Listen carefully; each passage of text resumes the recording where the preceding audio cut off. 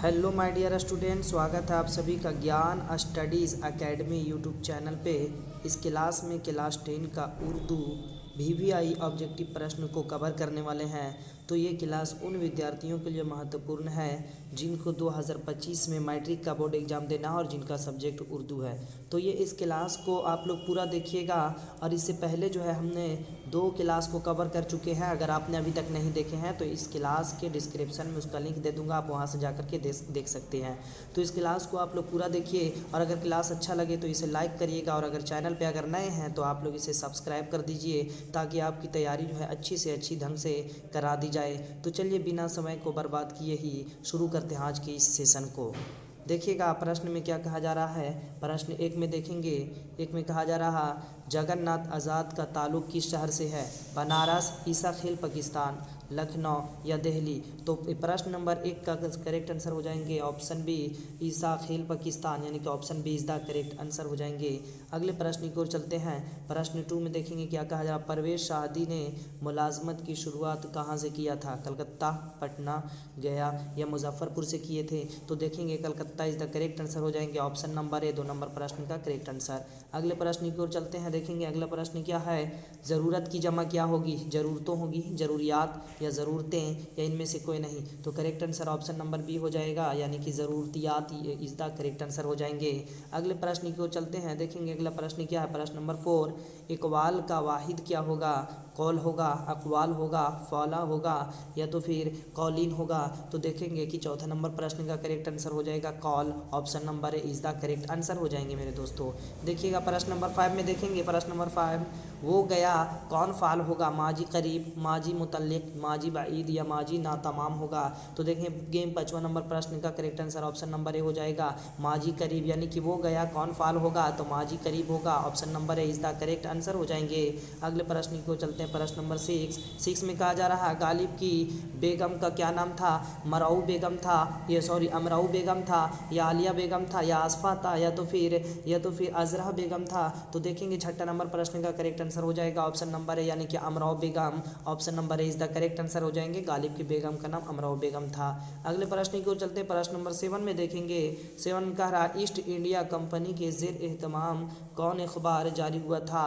सदाए आम या संगम या दारुल सल्तनत या तो फिर सियासत होगा? तो देखेंगे 7वां नंबर प्रश्न का करेक्ट आंसर क्या हो जाएगा? दारुल सल्तनत। Option number C is the correct answer हो जाएंगे मेरे दोस्तों। देखिएगा इस क्लास को पूरा देखिए और ध्यान से आप लोग जो है समझने का कोशिश करिएगा। देखते हैं अगले प्रश्न। प्रश्न नंबर 8, मकतूब शहबाज में बशरिया कौन थी? बेटी थी, बीवी थी या माँ थी या तो फिर बहन थी? तो देखेंगे 8वां नंबर प्रश्न का करेक्ट आंसर बेटी हो जाएगा। Option number A is the correct answer हो जाएंगे।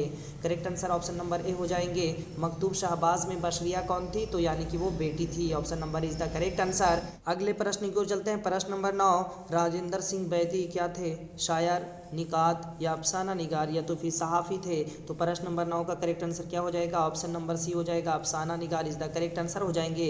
अगले प्रश्न की ओर चलते हैं। प्रश्न नंबर 10 में देखेंगे चुकबस्त का इंतकाल कब हुआ था?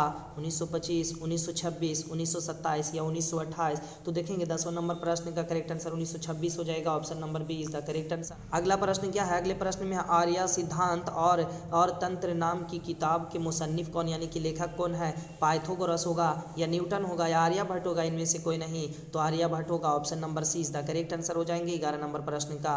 अगले प्रश्न की ओर चलते हैं। प्रश्न नंबर 12 को देखेंगे। कहा जा रहा लतीफ़ुर रहमान ने कहाँ तक तालीम हासिल की?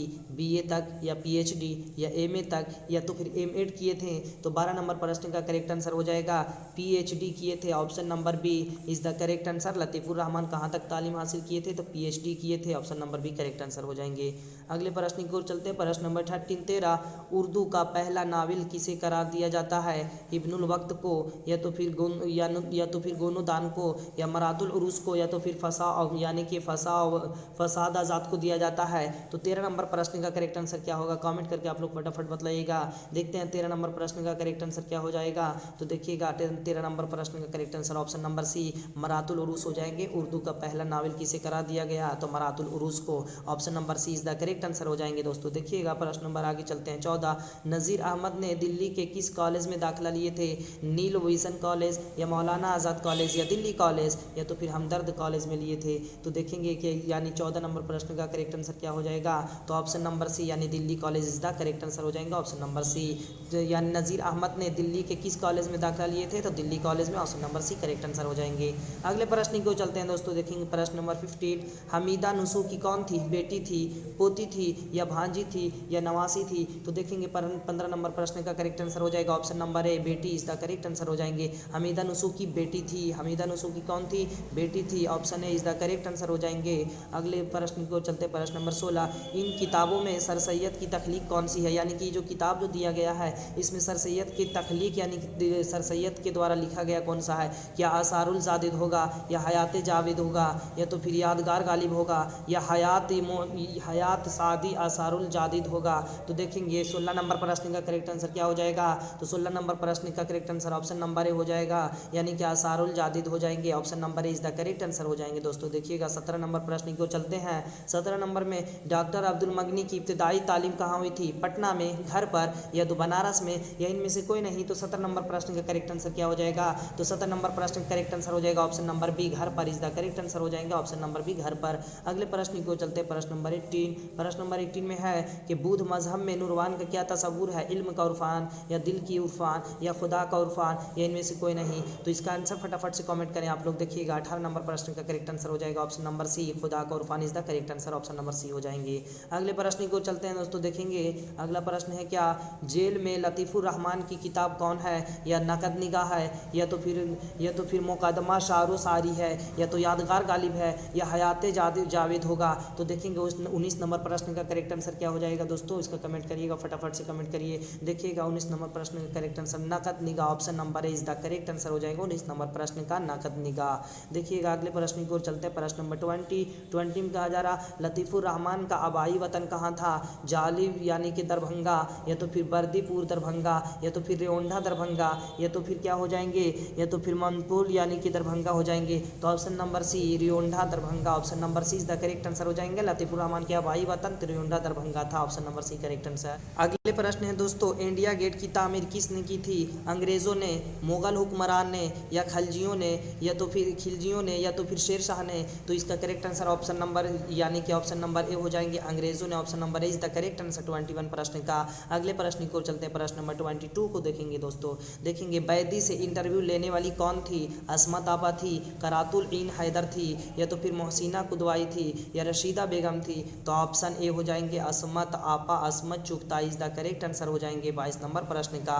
अगले प्रश्न की ओर चलते हैं। देखेंगे दोस्तों प्रश्न नंबर 23 की ओर चलते हैं। देखेंगे प्रश्न नंबर 23 में देखेंगे 23 है कि शामिल निसाब नज़्म बिजली का खंबा के शायर कौन है? जगन्नाथ, परवेश शादी, चुक बस्त या नीदा फाजली? तो बिजली का खंबा की अगर बात की जाए तो बिजली का खंबा के लेखक अगर कोई है तो वह नीदा फाजली, तो option number D is the correct answer हो जाएंगे नीदा फाजली। अगले प्रश्न को चलते हैं 24 प्रश्न है क्या कहा जा रहा है 24 में कि नीदा फाजली की तसनीफ़ दुनिया मेरे आगे किस सनफ़ नसर से मुतालिक है?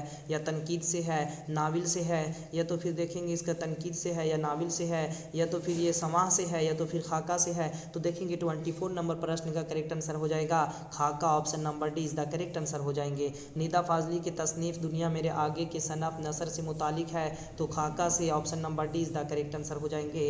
अगले प्रश्न को चलते प्रश्न नंबर 25 को देखेंगे। 25 में कहा जा रहा शाहबाज का इंतकाल कब हुआ था? 1905 में, 1906 में, 1907 में, 1908 में? तो 25 प्रश्न का बोला जा रहा, तो यानी कि इसका करेक्ट आंसर हो जाएगा option number D is the correct answer हो जाएंगे 1908 में। अगले प्रश्न को चलते हैं प्रश्न नंबर 26 को देखेंगे। 26 कहा जा रहा लतीफ़ुर रहमान की पैदाइश कब हुई थी? 1941, 1940, 1942 या 1943 में हुआ था? तो देखेंगे 26 नंबर प्रश्न का करेक्ट आंसर क्या हो जाएगा? तो 26 प्रश्न का करेक्ट आंसर हो जाएंगे 1940, option number B, option number B is the correct answer हो जाएंगे, ऑप्शन नंबर बी इसका करेक्ट आंसर हो जाएंगे। लतीफ़ुर रहमान की पैदाइश कब हुई थी? 1940, option number B is the correct answer दोस्तों। अगले प्रश्न को चलते हैं दोस्तों।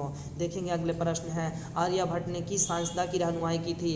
गैलीलियो का या पाइथागोरस का या टॉमस एडिसन का या अबुल कलाम का किए थे? तो देखेंगे सब तो 27 नंबर प्रश्न का करेक्ट आंसर क्या हो जाएंगे? तो 27 नंबर प्रश्न का करेक्ट आंसर हो जाएंगे ऑप्शन नंबर बी, यानी कि Pythagoras is the correct answer हो जाएंगे। पाइथागोरस ऑप्शन बी हो जाएंगे। अगले प्रश्न को चलते हैं दोस्तों। देखेंगे अगला प्रश्न है 28 नज़ीर अहमद के वालिद का क्या नाम था? ना 28 में देखेंगे नज़ीर अहमद के वालिद का क्या नाम था? क्या सआदत अली था या शहादत अली था? या तो फिर और देखेंगे क्या शराफत अली नाम था उनका? क्या शराफत अली था या तो फिर लियाकत अली था? तो देखेंगे 28 नंबर प्रश्न का करेक्ट आंसर क्या हो जाएगा? तो इसका correct answer Saadat Ali option A is the correct answer हो जाएंगे। नज़ीर अहमद के वालिद का नाम सआदत अली था। Saadat Ali option A is the correct answer हो जाएंगे। अगले प्रश्न को चलते हैं, प्रश्न नंबर 29 को देखेंगे। प्रश्न नंबर 29 को देखेंगे अभी। तो देखिए, गालिब के शामिल निसाब ख़तः किसके नाम है? करामत अली हमदानी के नाम है या रनाकत हमदानी के या राहत हमदानी के या सदाकत हमदानी के? तो 29 नंबर प्रश्न का correct answer option number A Karamat Hamdani option number A is the correct answer हो जाएंगे दोस्तों। अगले प्रश्न की ओर चलते हैं। आप देखेंगे अगले प्रश्न में क्या है। अगले प्रश्न की ओर चलते हैं दोस्तों। अगला प्रश्न है कि 30 में कि मिर्ज़ा गालिब की वफ़ात कहाँ हुई थी? देखेंगे मिर्ज़ा गालिब की वफ़ात कहाँ हुई थी? तो ऑप्शन है आगरा में या लखनऊ में या दिल्ली में या कलकत्ता में? तो दोस्तों इसका करेक्ट आंसर 30 नंबर प्रश्न का करेक्ट आंसर हो जाएगा कलकत्ता में। Option number D is the correct answer हो जाएंगे 30 नंबर प्रश्न का कलकत्ता में। मिर्ज़ा गालिब की वफ़ात कहाँ हुई थी? तो कलकत्ता में। Option number D is the correct answer हो जाएंगे दोस्तों। आज की क्लास को जो है यहीं तक के लिए रखते हैं। अब अगले क्लास को जो है फिर इसी समय पे लेकर के आएंगे। तो आपको ये क्लास कैसा लगा तो कमेंट करके ज़रूर बताइएगा कि ये क्लास आपको कैसा लगा। अगर अच्छा लगा तो इसे लाइक कर दीजिए और अगर चैनल पे अगर नए हैं तो इसे सब्सक्राइब ज़रूर कर दीजिएगा, ताकि आपकी तैयारी जो है ना और अच्छे से अच्छी हो सके। और इस क्लास को अपने दोस्तों में शेयर कर दीजिए ताकि उनकी भी तैयारी जो है ना अच्छे सही ढंग से जो है हो सके। तो इस तैयारी को और सही ढंग से यानी कि हो सके। तो मिलते हैं अगले क्लास में, तब तक के लिए।